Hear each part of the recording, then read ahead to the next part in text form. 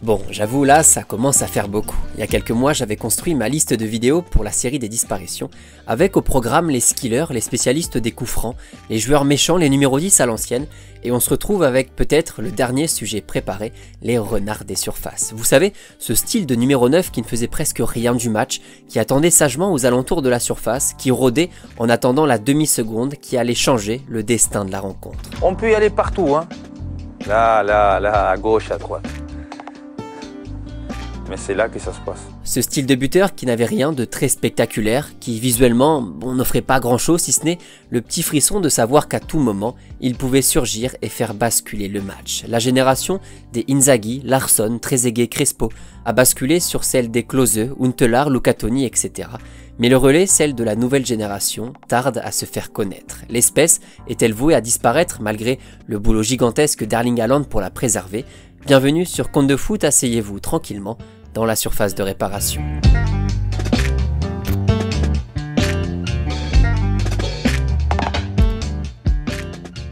Avant de commencer l'argumentaire pour répondre à la question posée dans l'introduction, on va commencer par le commencement. On va rappeler ce qu'était un peu le Fox in the Box à l'anglaise, le renard des surfaces, pour cerner un peu le personnage et tenter de le comparer avec les numéros 9 d'aujourd'hui. Le renard des surfaces est un attaquant de pointe réputé pour squatter la surface de réparation adverse et attendre le bon moment pour surgir après un cafouillage, un centre, une passe en profondeur, etc.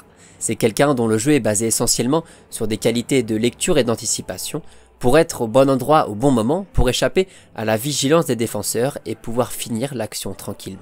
Étant donné qu'on est souvent sur des profils pas très rapides, pas très costauds, même si évidemment il y a des exceptions, le renard des surfaces excelle surtout dans des qualités de placement et de sang-froid au moment où le ballon lui tombe dessus.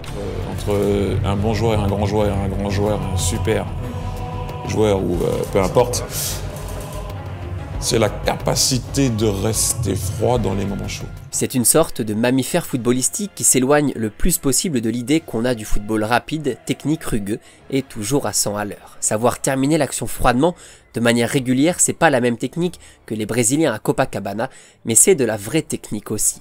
Répéter le même geste toujours, un gros pointard ou une tête bien vicieuse, l'art d'être un finisseur diabolique est loin d'être fait pour tout le monde.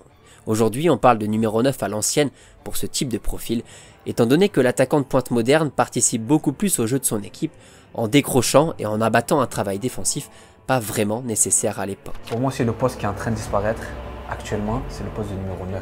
9 à l'ancienne qui reste les vraiment. Trezeguet, les mecs comme ça là. Non, mais les Inzaghi. Exactement, tu vois, de surface. Non mais par contre, je pense que qu'on demande plus d'apport dans le jeu au 9 aujourd'hui. Je pense que le niveau moyen il a augmenté et que donc tu peux plus te permettre de jouer à un de moins défensivement par exemple. Ouais. Là où à l'époque tu pouvais. Ouais. L'histoire en a connu des grands, on pense évidemment à Rudi Völler, à Paolo Rossi et surtout à l'un des pionniers dans les années 70, l'immense Gerd Müller. Le bomber qui disait ceci: « J'avais cet instinct en moi dès mon plus jeune âge, je ne pensais qu'au but et peu importait la manière. » La génération 90 et 2000 a suivi, avec peut-être le plus connu d'entre eux, Pippo Inzaghi, signalé 10 fois hors jeu par match mais buteur une fois, tout ce qu'on lui demandait sur un terrain. Era un giocatore che aveva delle qualità che non erano molto evidenti a quelli a cui piaceva giocare molto bene al calcio. È stato un grande giocatore, un grandissimo giocatore che ha sfruttato quello che madre natura gli ha dato, che è un istinto innato per il gol, e va sicuro che dopo 20 anni di carriera tutti i gol che ha fatto non può essere tutto fortuna. Une partie de cette génération a disparu, Inzaghi, Van Nistelrooy, Trezeguet, Henrik Larsson, etc. Une autre a émergé avec des profils de vrais tueurs, mais plus dans des profils de pivots. On peut citer des Mario Gomez, des Luca Toni, des Huntelaar, des Miroslav Klose, des mecs un peu plus grands, plus costauds, qui pesaient vraiment sur la défense. Miroslav Klose qui est d'ailleurs le meilleur buteur de l'histoire de la Coupe du Monde avec 16 buts marqués, les 16 pions étant tous inscrits dans la surface de réparation. Voilà pour les quelques noms qui ont marqué ces 20-30 dernières années en termes de renardise, les Falcao, Lewandowski, Dzeko étant presque à la retraite, il y a plus grand monde qui tape à la porte pour rentrer dans cette catégorie. Sauf peut-être un joueur qui marque quasiment tous ses buts dans la surface, il s'appelle Erling Haaland, et son style de jeu ouvertement critiqué malgré la violence des stats qu'il réalise, nous rappelle que ce profil de joueur recherchant uniquement l'efficacité n'est pas vraiment reconnu à sa juste valeur. Mais alors, pourquoi est-ce qu'on en est arrivé là ? La première réponse est toute simple, c'est quasiment la même que pour la disparition des 10 à l'ancienne. C'est tout simplement le fait que les footballeurs ont de plus en plus des profils hybrides. On recherche des attaquants capables de jouer en neuf, en soutien, sur le côté, capables de presser, de décrocher, de jouer en remise.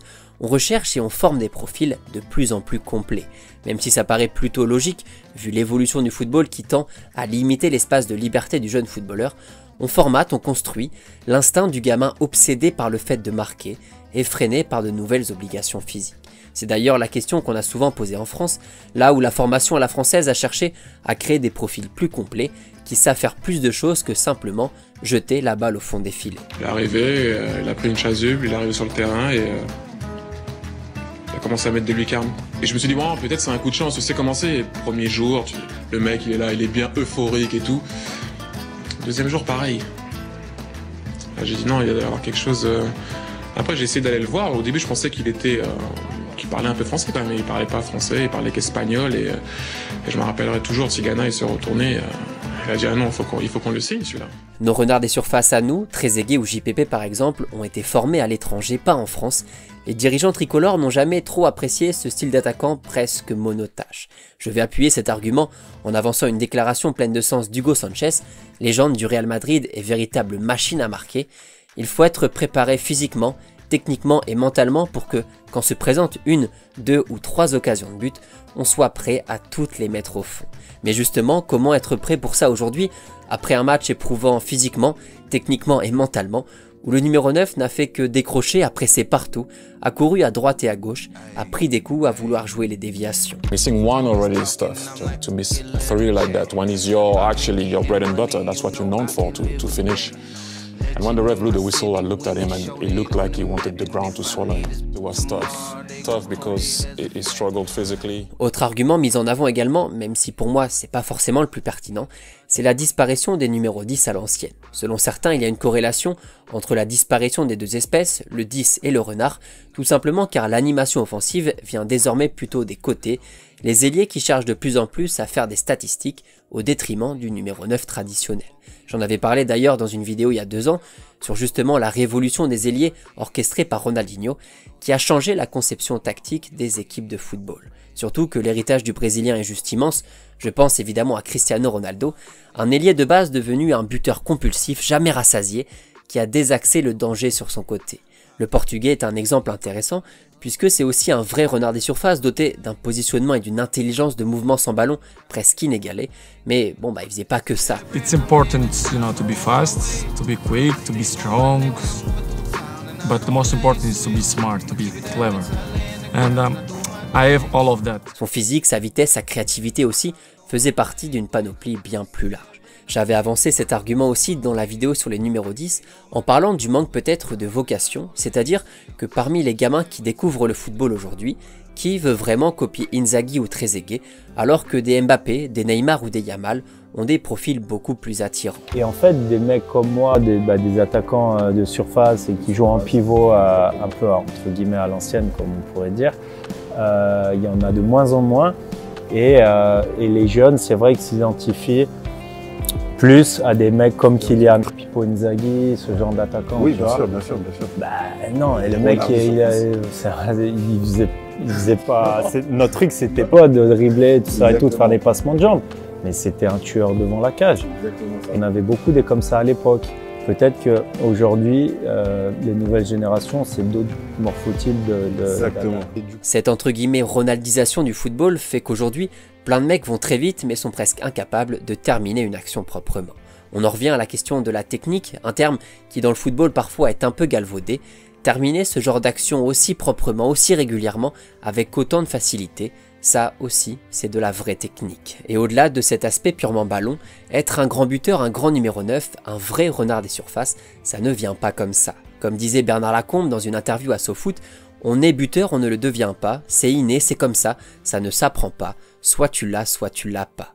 Là où je veux en venir, c'est qu'aujourd'hui, avec la formation et le formatage tactique des footballeurs de plus en plus jeunes, on oublie ce qui fait la force des grands buteurs, l'instinct, la spontanéité, l'inattendu, ce jeu loin de tout stéréotype, car justement, propre à chacun. Un mec comme JPP aujourd'hui aurait peut-être plus de mal à être titulaire dans une équipe de très haut niveau, étant donné que ses qualités principales sont justement celles qu'on vient de citer. Le football est devenu beaucoup plus athlétique, la pointe s'est densifiée et ça fait mal à ce genre de profil. On a vu tout de même quelques exceptions de footballeurs comme ça, qui avaient ce petit quelque chose en plus devant le but, l'un de mes grands idoles quand j'étais petit, le Mexicain Javier Hernández Chicharito. Strikers, all-class strikers, and you see that nowadays strikers, they're incredible and football is evolved. But for example, Griezmann is not that kind of striker, Mbappé is not that kind of striker. Suarez, from my point of view, not even Lewandowski, Suarez is that kind of he still have that old school movement strikers that I had, you know. I was more of movement than with the ball. My movements depend of the defender. Le Mexicain ne driblait presque pas, ne faisait pas grand chose pour l'avancée de l'équipe, mais lui aussi a dû changer un peu sa manière de jouer pour rentrer dans la case des nouveaux avant-centres, plus mobiles, plus techniques, plus bagarreurs, etc. Son parcours d'ailleurs en dit long sur la réputation de ces joueurs-là, de ces derniers renards, meilleurs buteurs de l'histoire de la sélection mexicaine, mais une carrière en pointillé, une carrière mise de côté par un profil qui ne séduisait plus. L'exemple de Stéphane Guivarch en France ressemble un peu d'ailleurs à Chicharito. C'est un gars qui à la base est obsédé par le fait de marquer tout le temps, qui a tout construit autour de ça et à qui on a demandé avec le temps de participer un peu plus au jeu de son équipe. Et dans la même tradition des renards à la française, petit hommage très rapide à Lilian Lasland qui représentait à sa manière ce profil d'attaquant, pas vraiment rapide, presque inexistant dans les duels, fantomatique dans la plupart de ses matchs. Lilian finissait toujours par planter la vingtaine de buts sur toute la saison. Comment? Personne ne le sait vraiment. Seul lui avait la réponse car c'était comme ça qu'il avait toujours joué au football. C'est pas mal quand même ce qu'il a mis comme but. Ouais. Tu sais combien il a mis, non? Oui, je sais. 126. 126? Non, Ouais. 127. En Ligue 1. 127. 127 en Ligue 1? Ouais. D'accord. On l'a dit aujourd'hui, le principal héritier des renards est Erling Haaland, et c'est d'ailleurs tout le paradoxe du Norvégien dans son utilisation par Pep Guardiola. Si le numéro 9 de City reste l'un des derniers vrais renards des surfaces, même si son profil est beaucoup plus complet que ça, c'est bien son entraîneur qui a peut-être été à l'origine de la disparition de l'espèce, un soir où il a propulsé Léo Messi dans un poste de 9,5 de faux numéro 9. Cette soirée de mai 2009 où Messi, positionné dans l'axe, a mis dans l'esprit des gens une idée claire, l'attaquant moderne ne doit pas faire que marquer. Me llamó un día antes del clásico, me hizo venir a la ciudad deportiva para comentarme que íbamos a cambiar la posición. La superioridad numérica la hicimos con el falso 9 que venía Messi a incorporarse en el mediocampo. Que habían decidido hacer algo nuevo.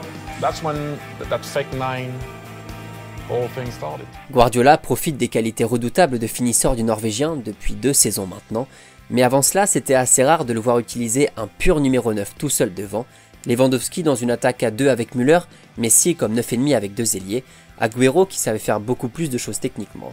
Guardiola a trouvé un nouveau moyen d'innover, avec évidemment la réussite au bout. We cannot replace him. We cannot. Le 4-4-2, on l'a dit, était le roi à l'époque, avec 2 attaquants mobiles dont l'un était plus créatif, l'autre plus finisseur, plus tueur. Aujourd'hui, place surtout au 4-2-3-1, au 4-3-3 ou toute autre forme de système hybride. Même si le 4-2-3-1 reste une option intéressante pour aligner un profil de créateur en numéro 10 et un vrai buteur devant, comme ce fut le cas par exemple en équipe de France, il faut remonter à plus longtemps pour trouver une équipe en 4-2-3-1 avec 2 profils à l'ancienne, vainqueurs de la Ligue des Champions. C'était en 2010 l'Inter Milan de José Mourinho avec Wesley Sneijder en 10 et Diego Milito en 9, un combo ultra efficace sur toute la saison. Sneijder controlla un buon pallone, lo guida Milito in area, Milito! Sempre Milito! Porta in vantaggio l'Inter alla 34esimo del primo tempo con il 29esimo gol della sua. La fin du numéro 9 a connu son paroxysme quand l'Espagne écrase l'Italie en finale de l'Euro 2012 sans réel attaquant, sans même un véritable ailier. La remise en question ultime de l'utilité d'un finisseur. Autre piste évoquée, un peu différente cette fois-ci, elle est posée sous forme de question. Les défenses sont-elles plus dures et plus compactes en 2024, dans le sens où elles laisseraient beaucoup moins d'espace au numéro 9 pour s'exprimer? L'argument paraît assez juste puisqu'on le sait, l'approche tactique du football ne cesse de s'améliorer avec un espace-temps qui se réduit, donc forcément il y a moins de place pour le renard des surfaces. Mais il faut aussi se rappeler que les Inzaghi, Trezeguet, Crespo, etc. avaient ce style de jeu dans une époque où les défenseurs étaient tout sauf des peintres, peut-être dans la plus belle génération des défenseurs de toute l'histoire. C'est toujours assez complexe de comparer les époques et la différence de niveau, mais aujourd'hui c'est clair, un attaquant aussi bon et malin soit-il, ne peut plus se permettre d'avoir ce style de simple buteur. Encore une fois, je le répète, ce n'est pas du tout une critique évidemment, c'est un simple constat. J'attends comme d'habitude vos meilleurs arguments en commentaire autour de la disparition de ce type de profil.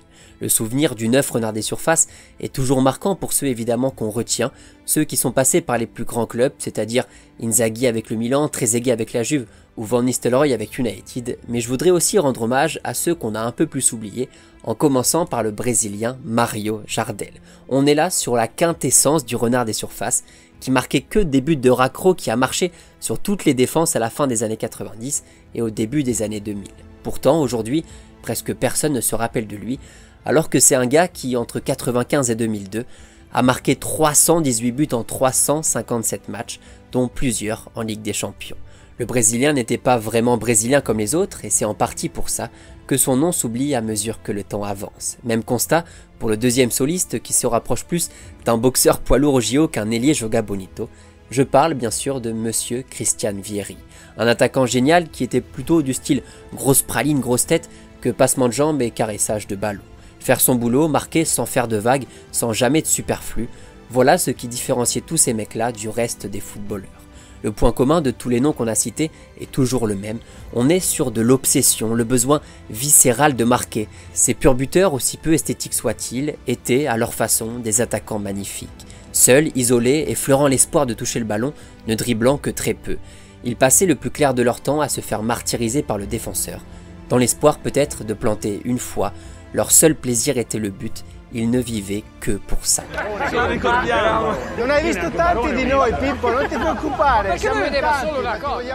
Et c'est peut-être justement ça, la distinction par rapport au 9 d'aujourd'hui.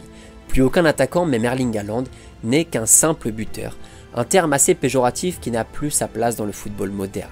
Le renard des surfaces était une caste à part entière, elle est en train de disparaître noyée sous l'exigence d'un football qui ne laisse plus cette liberté de positionnement. Dans la grande forêt des avant-centres, dévorés par les pivots, les sprinteurs, les mangeurs d'espace et autres 9,5, les renards ont peu à peu disparu et ne vont pas tarder pour de bon à regagner leur terrier.